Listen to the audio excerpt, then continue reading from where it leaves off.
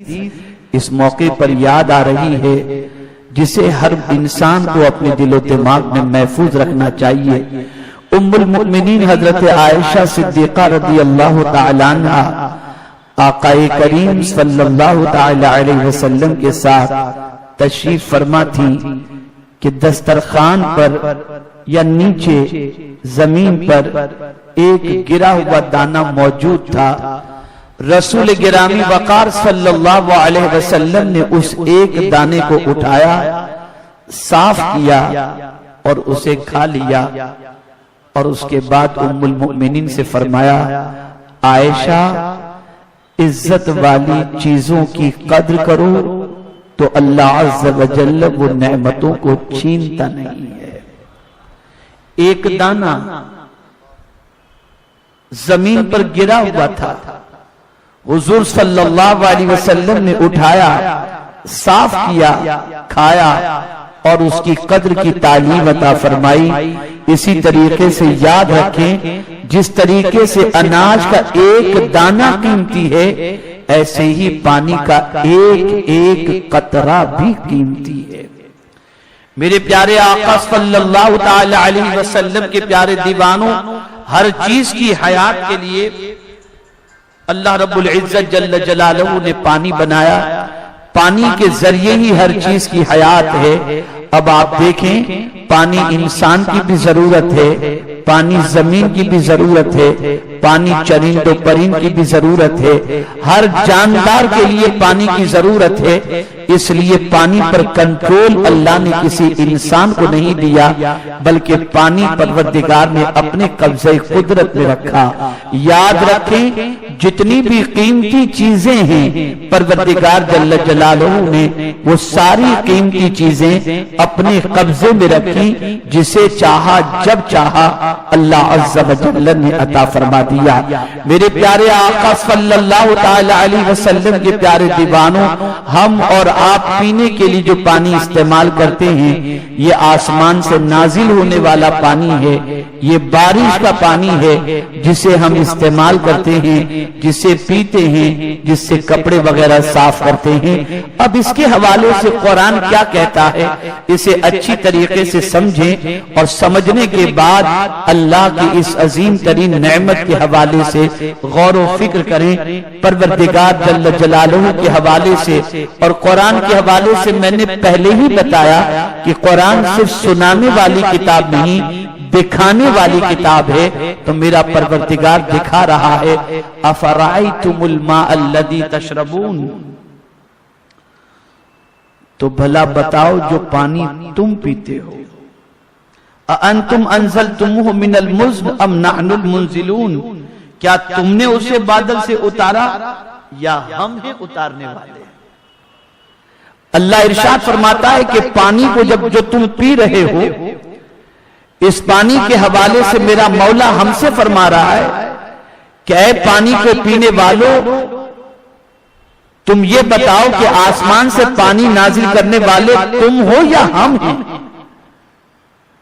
تو جب قرآن مقدس میں اس قسم کا سوال آئے تو مراد یہی ہوگا کہ ہر سوال کا سننے والا یہی کہے، نہیں مولا تو ہی نازل کرنے والا ہے، تو ہی عطا کرنے والا ہے۔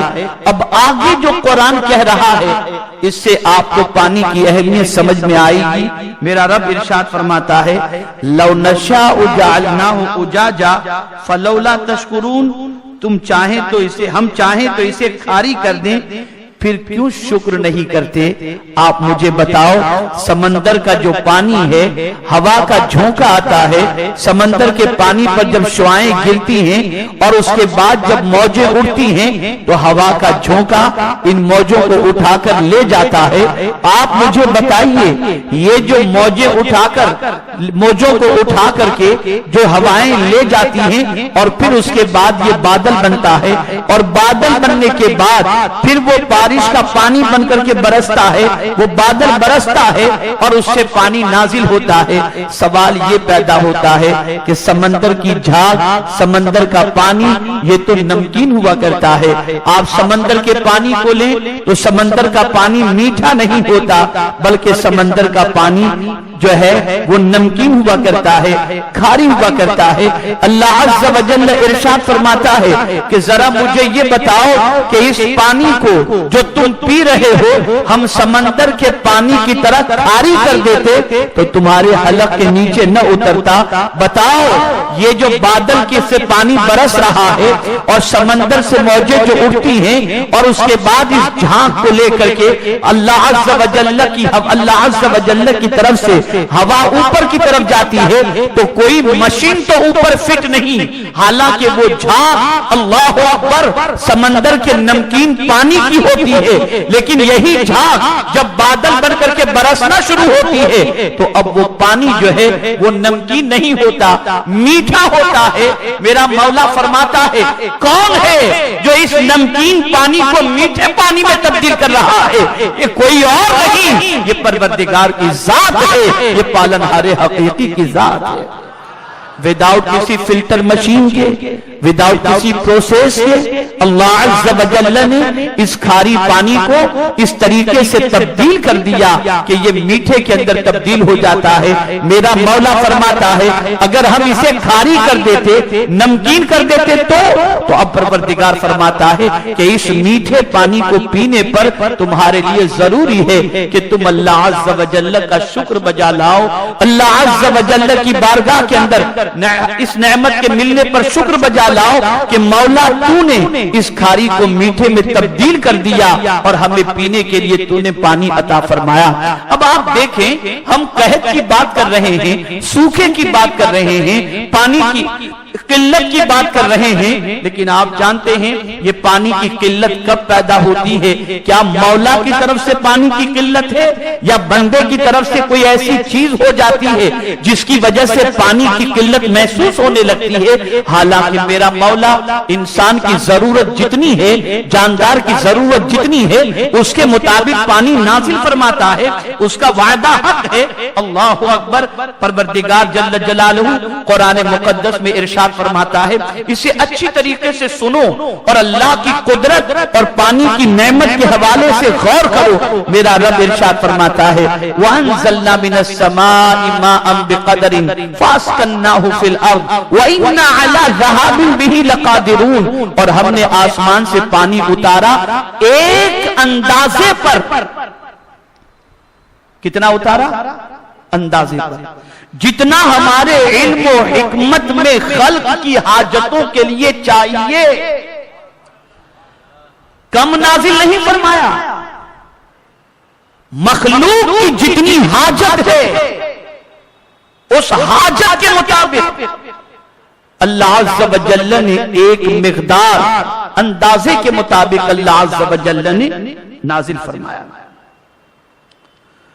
اور آگے کی بات سمجھیں اور میں اس پر تھوڑی سی تفصیل آپ کے سامنے پیش کروں گا، تھوڑی سی تفہیم کی کوشش کروں گا، انشاءاللہ ایمان تازہ ہوگا۔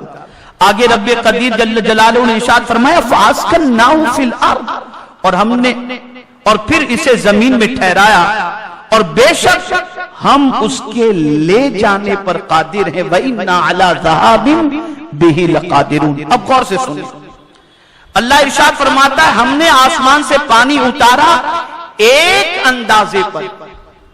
سال میں کتنے مہینے بارش ہوتی ہے؟ جواب دیں۔ اگر 12 مہینے بارش ہوتی رہے تو انسان کا کیا حال ہوگا، جاندار کا کیا حال ہوگا؟ تو یہ 4 مہینے بارش کے اندر اللہ عز و جل جو بارش نازل فرماتا ہے تو خلق کی حاجت کتنی ہے، جاندار کی حاجت کتنی ہے، میرا مولا جانتا ہے۔ اور اسی جاننے کے عوض کے اندر اللہ عز و جل اسی مقدار کے اندر اللہ عز و جل بارش نازل فرماتا ہے، پانی نازل فرماتا ہے۔ اسے معلوم ہے کہ خلق کی حاجت کتنی ہے۔ اور پھر ایسا نہیں کہ 4 مہینے کے لیے بارش نازل ہوئی تو 4 مہینے پانی سے سیراب ہو جاؤ اور باقی کے 8 مہینے بھی تو پانی کی ضرورت پڑتی ہے جینے کے لیے، تو تب تو بارش نہیں ہوتی تو پانی کیا کریں گے، کہاں سے لائیں گے؟ تو نہیں، میرے کریم نے فرمایا فَأَسْكَنَّاهُ فِي الْأَرْضِ، ہم نے زمین میں پانی کو ٹھہرا دیا، یعنی 4 مہینے تو بارش ہوئی اور پھر اس کے بعد ندی، نالے، تالاب، ڈیم، وہاں پر پانی اسٹاک ہو گیا، ٹھہرا دیا اسے۔ وہ سارا پانی بہا نہیں دیا گیا، ان سارے پانی کو زمین کے اوپر ٹھہرا دیا گیا تاکہ اس ٹھہرے ہوئے پانی سے باقی 8 مہینے تم پیتے رہو اور سیراب ہوتے رہو۔ زمین کی بات قرآن نے کہی تو ایک تو آسمان سے جو پانی نازل ہوتا ہے وہ ہمیں نظر آتا ہے، اور کچھ ایسے مقامات ہیں جہاں پر اللہ نے پانی کو چھپا کے رکھا ہے۔ جیسے آپ دیکھیں کہ بہت سارے بورنگ کرتے ہیں تو کئی فٹ نیچے سے پانی نکلتا نظر آتا ہے، آسمان سے نہیں، زمین سے نکلتا ہوا نظر آتا ہے، زمین سے۔ اور حد تو یہ ہے کہ پہاڑوں کے اندر بھی اللہ عز و جل نے پانی رکھا اور وہاں سے بھی پانی جاری ہوتا ہوا نظر آتا ہے۔ یہ میرے کریم کی قدرت ہے، اس نے اپنے بندوں کی حاجت اور اپنی مخلوق کی حاجت کے لیے ہر طریقے سے پانی کا اہتمام کر کے رکھا ہے۔ اور پھر یہاں فرما دیا وَإِنَّا عَلَىٰ ذَهَابٍ بِهِ لَقَادِرُونَ، اور بے شک ہم اس کے لے جانے پر قادر ہیں۔ یعنی میرے بندے یہ نہ تصور کرنا کہ ہم بارش صرف نازل ہی کرتے ہیں، ہم بارش کو نازل بھی کرتے ہیں اور اسے لے جانے پر قادر بھی ہیں۔ کبھی لگتا ہے کہ ابھی بارش ہوگی اور اچانک بادل جو ہے وہ چلے جاتے ہیں، بارش نہیں ہوتی۔ میرے پیارے آقا صلی اللہ علیہ وسلم کے پیارے دیوانوں، کہیں بورنگ کی جاتی ہے لیکن زمین سے پانی نہیں نکلتا تو وہ پانی چلا کہاں جاتا ہے؟ کون ہے جو زمین کے اندر سے پانی نکال لیتا ہے، ہٹا دیتا ہے، لے جاتا ہے؟ تو میرا رب فرماتا ہے ہم لے جانے پر قادر ہیں، ہم جب چاہیں گے تب پانی نازل ہوگا اور ہم جب چاہیں گے زمین کے اندر پانی کو ہٹا بھی دیں گے اور بارش کو روک بھی دیں گے۔ لیکن یہ توجہ چاہوں گا، پانی روکا کب جاتا ہے؟ وہ کون سا ریزن ہے جس کی وجہ سے اللہ عز و جل قحط میں انسانوں کو گرفتار کر دیتا ہے، جس کی وجہ سے سوکھا آ جاتا ہے، جس کی وجہ سے بارش رک جاتی ہے؟ تو میرے پیارے آقا صلی اللہ تعالی علیہ وسلم کے پیارے دیوانوں، سورہ جن کی آیت نمبر 16 کو سنیں اور ذہن میں محفوظ کریں۔ اللہ رب العزت جل جلالہ ارشاد فرماتا ہے وَأَلَّوِ اسْتَقَامُوا عَلَى الطَّرِيقَةِ لَاسْقَيْنَاهُمْ مَاءً غَدَقًا۔ اللہ عز و جل ارشاد فرماتا ہے اور فرماؤ کہ مجھے یہ وحی ہوئی ہے کہ اگر وہ یعنی انسان سیدھے راہ رہتے، سیدھی راہ پر رہتے تو ضرور ہم انہیں وافر پانی دیتے۔ انسان اگر سیدھے راستے پر رہتا، انسان اگر استقامت کے ساتھ صراط مستقیم پر چلتا ہوا نظر آتا تو میرے رب کا وعدہ ہے کہ وافر پانی انہیں عطا کیا جاتا۔ لیکن یہاں سے یہ بات سمجھ میں آئی کہ جب انسان گناہوں کے دلدل میں پھنس جاتا ہے، سیدھے راستے سے بھٹک جاتا ہے تو اللہ کی نعمت ہم سے روٹ جاتی ہے اور پھر یہ بارش جو ہے وہ رک جاتا ہے، قحط کا زمانہ آ جاتا ہے۔ میرے پیارے آقا صلی اللہ تعالی علیہ وسلم کے پیارے دیوانوں، اسی لیے نماز استسقاء پڑھی جاتی ہے اور اس میں بارگاہ سمدیت کے اندر توبہ کی جاتی ہے، دعا کی جاتی ہے تاکہ اللہ گناہوں کو معاف فرما کر پھر سے باران رحمت کو نازل فرمائے۔ یاد رکھیں میرے پیارے آقا صلی اللہ تعالی علیہ وسلم کے پیارے دیوانوں، پانی برسانے پر قادر میرا مولا ہے، وہ اپنی مخلوق کی حاجت کو جانتا ہے، حاجت کے مطابق وہ بارش نازل کرتا ہے۔ لیکن جب بندے بیراہ روی کے شکار ہو جائیں، صراط مستقیم سے ہٹ جائیں، اللہ کی نافرمانی میں گرفتار ہو جائیں، اللہ کی نعمت نعمتوں کا مس یوز کرنے لگ جائیں تو اللہ عز و جل ان سے اس پانی کی نعمت کو روک لیتا ہے۔ لیکن میرے پیارے آقا صلی اللہ تعالی علیہ وسلم کے پیارے دیوانوں، جب ایسی سچویشن ہو جائے کہ پانی کسی سبب سے رک جائے یا اللہ عز و جل قحط میں گرفتار کر دے یا ایسی سچویشن پیدا ہو جائے کہ بندے پانی کے لیے پریشان ہوں، تو پروردگار جل جلالہ کے پیارے حبیب ارواحنا فداہ صلی اللہ تعالی علیہ وسلم نے پانی کے ذریعے فائدہ پہنچانے والوں کو اور لوگوں کو پانی فراہم کرنے والوں کے حوالے سے اور جاندار کو پانی پلانے کے حوالے سے آقا کریم صلی اللہ علیہ وسلم نے بڑے ہی ارشادات فرمائے ہیں، بڑے پیارے ارشادات فرمائے ہیں جسے سننا بھی ضروری ہے، سمجھنا بھی ضروری ہے۔ صرف بھوکوں کو کھانا کھلانا، صرف مساجد بنوا لینا، صرف بیماروں کے علاج کا اہتمام کرنا یہی ثواب نہیں ہے، یہ بھی ثواب ہے، لیکن میں پانی کے حوالے سے آج بتاؤں گا کہ پیاسوں کو پانی پلانا یہ کتنا بڑا ثواب ہے۔ اللہ اکبر، میرے پیارے آقا صلی اللہ تعالی علیہ وسلم کے پیارے دیوانوں، تاجدار کائنات ارواحنا فداہ صلی اللہ تعالی علیہ وسلم نے پانی کے حوالے سے اللہ اکبر لوگوں کو فائدہ یا مخلوق کو فائدہ پہنچانے کا کیا ثواب رکھا ہے، اسے سمجھو۔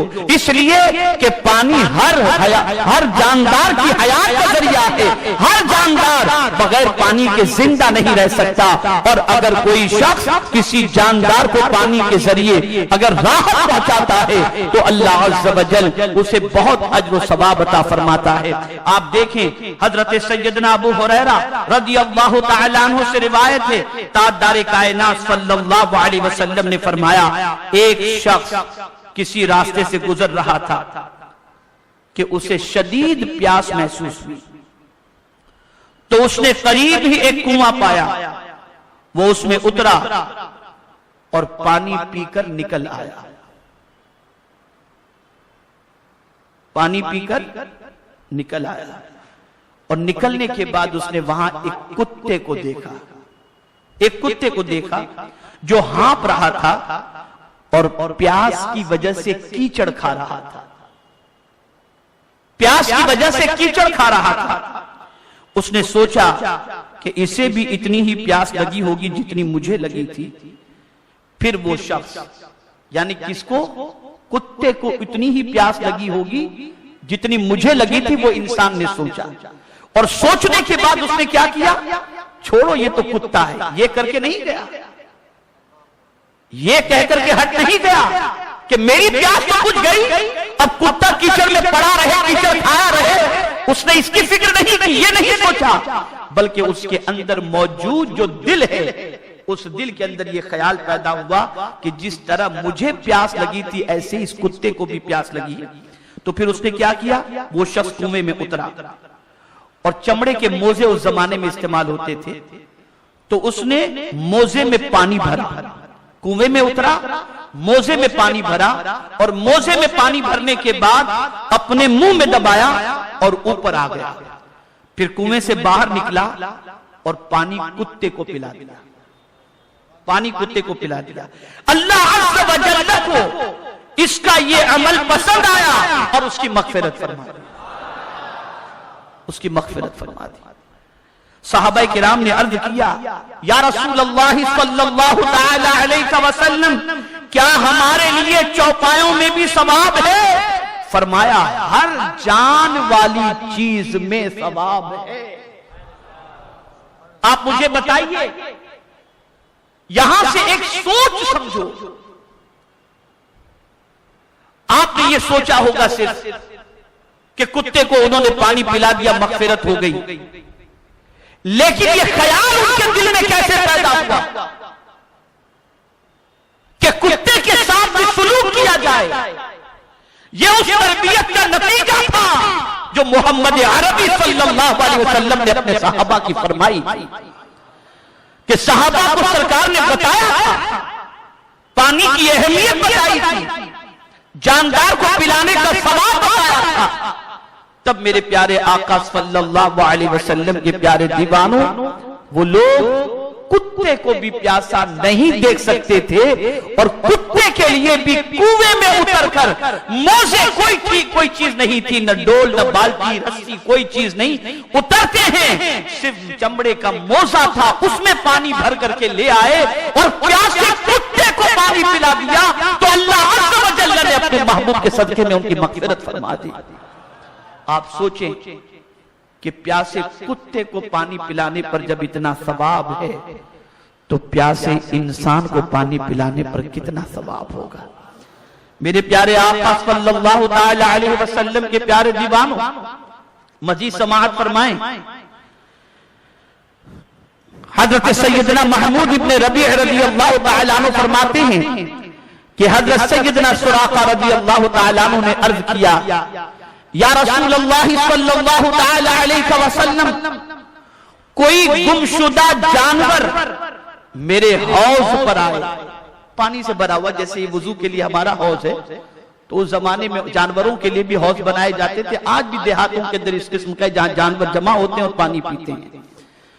تو حضرت سراقہ رضی اللہ تعالیٰ عنہ نے عرض کیا، یا رسول اللہ صلی اللہ تعالی علیہ وسلم، کوئی گمشدہ جانور میرے حوض پر آئے تو اگر میں اسے پانی پلا دوں تو کیا اس میں میرے لیے اجر ہے، ثواب ہے؟ فرمایا اسے پانی پلا دو، کیونکہ پلا دیا کرو اس لیے کہ ہر جاندار میں ثواب ہے، یعنی کسی بھی جاندار کو اگر تم نے پانی پلا دیا تو میرے آقا صلی اللہ علیہ وسلم فرماتے ہیں کہ اس میں ثواب ہے۔ میرے پیارے آقا صلی اللہ تعالی علیہ وسلم کے پیارے دیوانوں، مزید سماعت فرمائیں۔ حضرت سیدنا ابن عباس رضی اللہ تعالی عنہ فرماتے ہیں کہ ایک شخص نے حضور صلی اللہ علیہ وسلم کی بارگاہ میں حاضر ہو کر عرض کیا، کون سا ایسا عمل ہے جسے کر کے میں جنت میں داخل ہو سکتا ہوں؟ کون سا ایسا عمل ہے جسے کر کے میں جنت میں داخل ہو سکتا ہوں؟ آقا کریم صلی اللہ علیہ وسلم نے فرمایا، کیا تو کسی ایسے شہر میں رہتا ہے جہاں پانی جمع کر لیا جاتا ہے؟ اس نے عرض کیا ہاں۔ فرمایا کہ تم ایک کام کرو، تم ایک نئی مشق خریدو، پھر اسے بھر لو اور اس کے پھٹنے تک لوگوں کو پانی پلاتے رہو، اس طرح اس کے پھٹنے سے پہلے ہی تم جنتیوں کے عمل تک پہنچ جاؤ گے۔ یعنی مشق لو، پانی بھرو اور پھر پلاؤ، اتنا پلاؤ کہ پلاتے پلاتے تمہاری مشق جو ہے اتنی بار اس کا استعمال ہو جائے کہ پھر وہ پھٹ جائے۔ اگر وہ پھٹ گئی اس کی دیر تک تم پانی پلاتے رہے تو تمہارا یہ عمل وہ ہے جو جنتیوں کے عمل جیسا ہے۔ یا ایک بات اور عرض کروں، اس میں کوئی شک نہیں، کوئی ڈاؤٹ نہیں کہ اللہ کی بارگاہ میں توبہ کرو گناہوں کی وجہ سے، وہ کریم ہے، توبہ قبول فرمانے والا ہے، اور توبہ کی قبولیت اور توبہ کے حوالے سے رب قدیر کے پیارے حبیب صلی اللہ علیہ وسلم نے فضیلت بھی بیان فرمائی۔ لیکن کانفیڈنس کے ساتھ کوئی یہ کہہ سکے کہ میری توبہ یقیناً قبول ہو گئی، یہ کوئی نہیں کہہ سکتا۔ آقا کریم صلی اللہ علیہ وسلم کی خدمت بابرکت میں ایک صحابی حاضر ہوئے، عرض کرتے ہیں یا رسول اللہ صلی اللہ تعالی علیہ وسلم، میرے گناہ حد سے زیادہ ہیں، میں چاہتا ہوں کہ میرا مولا میرے گناہوں کو معاف فرما دے۔ آقا کریم صلی اللہ علیہ وسلم نے فرمایا، پیاسوں کو پانی پلاؤ، پیاسوں کو پانی پلاؤ، تمہارے گناہ اس طرح سے جھڑ جائیں گے جیسے درخت سے پتے جھڑ جاتے ہیں۔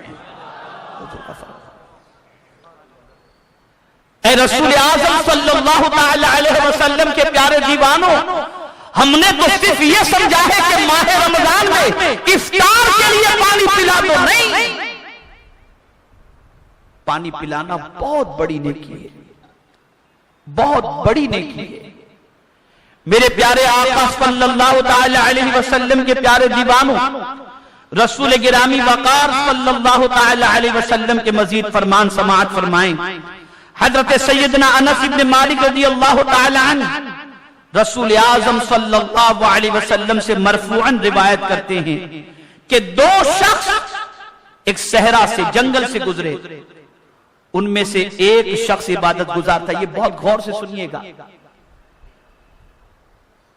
اور تفصیل سننا ہو تو میری خود کی تقریر ہے خود غرضی، اسے سنیے گا، اور پانی سے متعلق، خود غرضی سے متعلق یہ حدیث بھی آپ سنیں تاکہ آپ کو سمجھ میں آئے کہ اللہ کے رسول صلی اللہ علیہ وسلم نے اپنے صحابہ کی تربیت کس طریقے سے فرمائی تھی۔ حضرت سیدنا انس بن مالک رضی اللہ تعالی عنہ نبی اکرم صلی اللہ علیہ وسلم سے مرفوعاً روایت کرتے ہیں کہ دو شخص ایک صحرا سے گزر رہے تھے، ان میں سے ایک شخص عبادت گزار تھا جبکہ دوسرا بدکار تھا۔ ایک شخص عبادت گزار تھا، دوسرا بدکار تھا۔ ایک مرتبہ عبادت گزار شخص کو اتنی شدید پیاس لگی کہ وہ شدت پیاس سے غش کھا کر کے گر گیا۔ کون؟ عبادت گزار۔ کون؟ کس کو پیاس لگی تھی؟ بولیے، عبادت گزار۔ عبادت گزار کو اتنی پیاس لگی کہ پیاس کی شدت کی وجہ سے وہ غش کھا کر گر گیا۔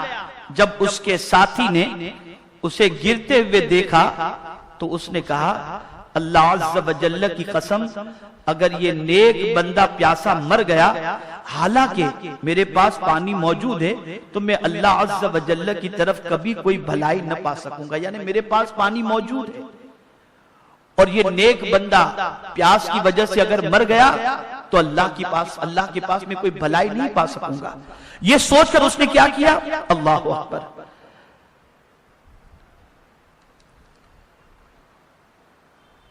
تو پھر اللہ عز و جل پر بھروسہ کرتے ہوئے اس نے اس نیک بندے کو جو پیاس کی شدت کی وجہ سے غش کھا کر کے گر گیا تھا، اللہ پر بھروسہ کر کے اس نے پانی پلا دیا، جبکہ اس کے پاس اتنا ہی پانی تھا کہ اگر اسے پیاس لگے تو وہ پی لے تو وہ بچ جائے گا، یا اسے پلا دے یا وہ خود پیے۔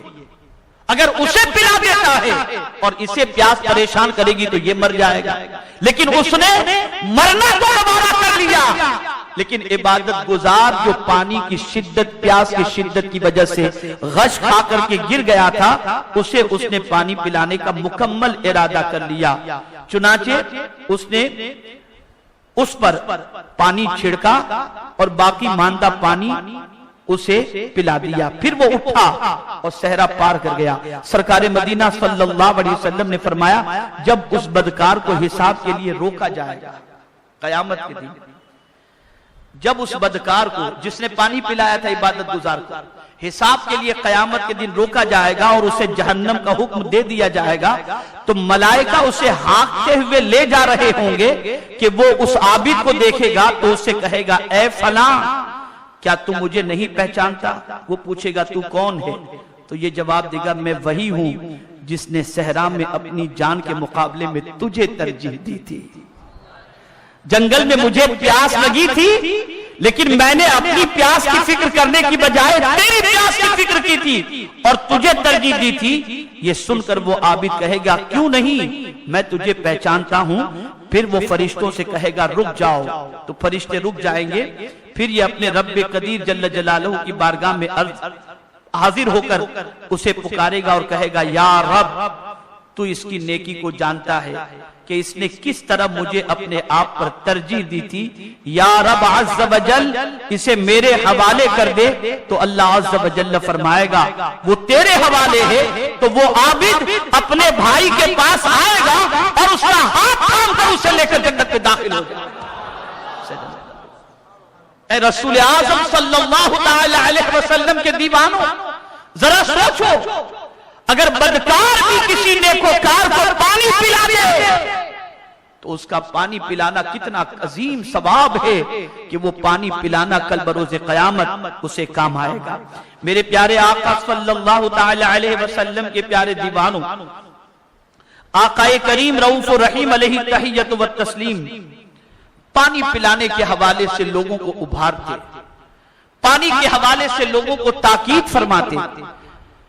آپ ذرا سوچو، حضرت عثمان ابن عفان رضی اللہ تعالی عنہ کو رسول اعظم صلی اللہ تعالی علیہ وسلم نے کنواں خرید کر وقف کرنے کے عوض کے اندر تاجدار کائنات صلی اللہ علیہ وسلم نے جنت کی بشارت عطا فرمائی۔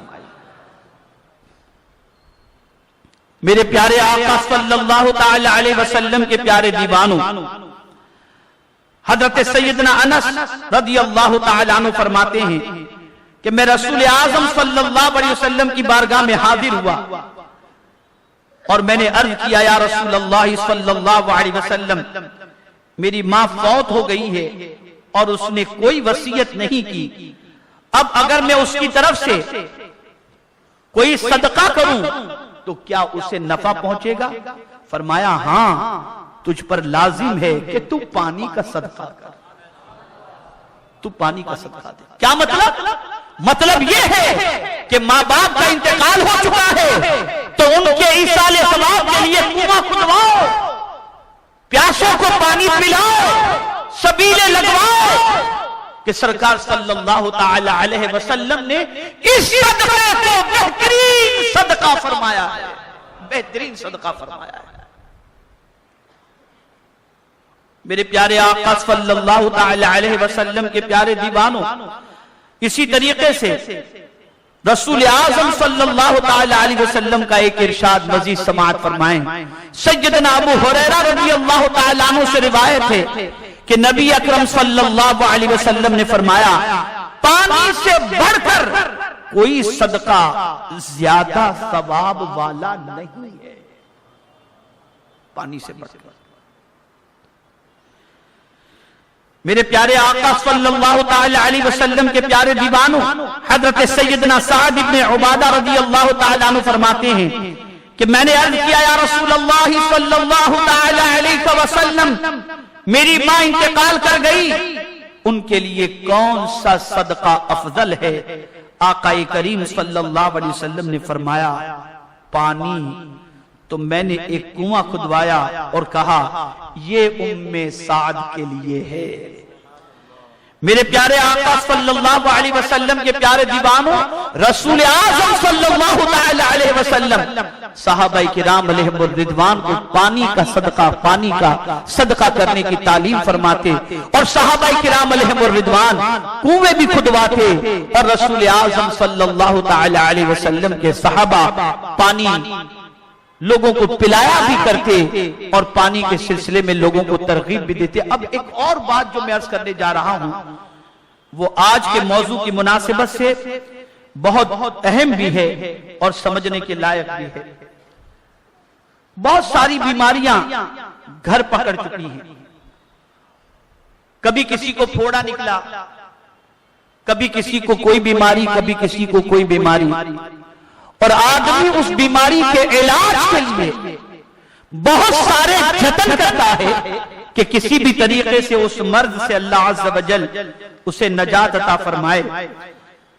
تو آقا کریم صلی اللہ تعالی علیہ وسلم کے ایک عاشق اور رسول گرامی وقار صلی اللہ تعالی علیہ وسلم کے ایک دیوانے، جنہوں نے کس طریقے سے علاج کے حوالے سے فرمایا اور پروردگار جل جلالہ نے ان کے بتائے ہوئے اس علاج سے کس طریقے سے فائدہ پہنچایا، اسے سماعت فرمائیں۔ میرے پیارے آقا صلی اللہ تعالی علیہ وسلم کے پیارے دیوانوں، حضرت عبداللہ ابن مبارک رضی اللہ تعالی عنہ، یہ کون ہیں؟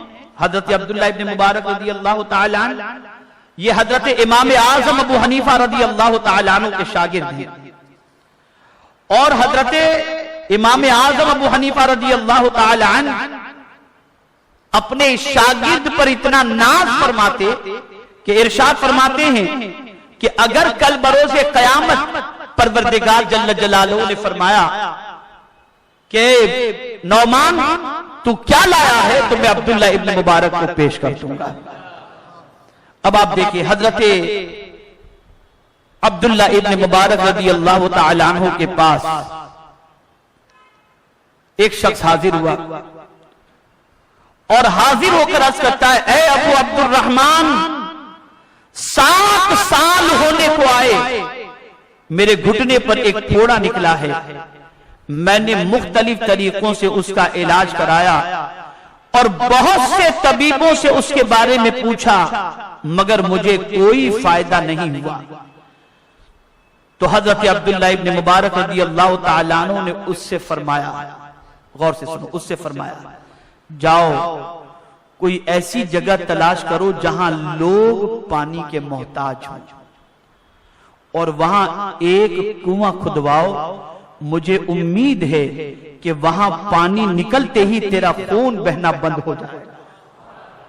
تو اس شخص نے ایسا ہی کیا، اس شخص نے ایسا ہی کیا کہ ایسی جگہ جہاں پانی کی ضرورت تھی وہاں اس نے کنواں کھدوایا، اور جیسے ہی کنواں کھدوایا، کھدواتے ہی جیسے ہی پانی کنویں سے نکلا کہ اس کا پھوڑے سے نکلتا ہوا خون بند ہو گیا اور اللہ نے اسے شفا عطا فرما دی۔